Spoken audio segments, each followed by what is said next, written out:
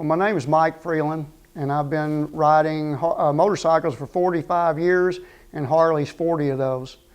I've worked in the same dealership for 40 years, and I just kind of got into, first Harley I rode, I was probably about 13. My brother had one. It was a Kickstart Sportster, and he told me if I could start it, I could ride it every now and then. So that was my first start with Harley.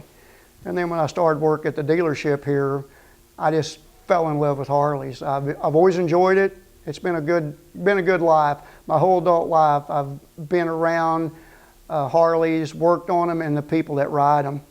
I ride pretty much every day, back and forth to work. I live about 18 miles from work, so it gives me time to kind of get ready for work and kind of relax going home. You know, when I do get a chance, I will take a trip. When I go to school or something for work, I'll ride instead of fly. Well, I had a wreck in 3/3 of 03, and I couldn't ride for a couple of years, about 3 years, but I always wanted to, and it wasn't a question of whether I was going to ride again, but how I was going to be able to.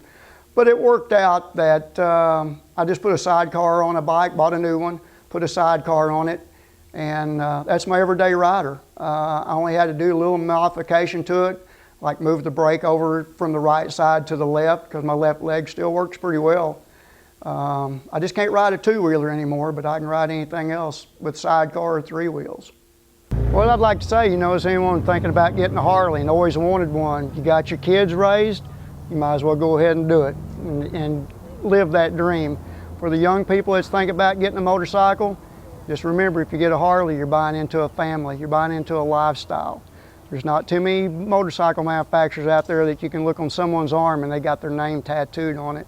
So if you don't like talking to people, don't get a Harley, because when you stop for gas in some small town, someone's going to want to talk to you and tell you about their uncle or that they had one at one time.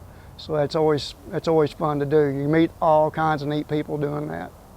Yeah, living here in Arkansas, the weather's pretty well, so yeah, I can ride year-round, snow, sleet.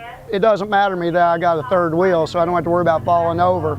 You just got to dress for it. For weather, I think I missed one, and that's just because the snow was so deep, I just stayed home and lazed out, you know. But it wasn't because of the weather I couldn't ride.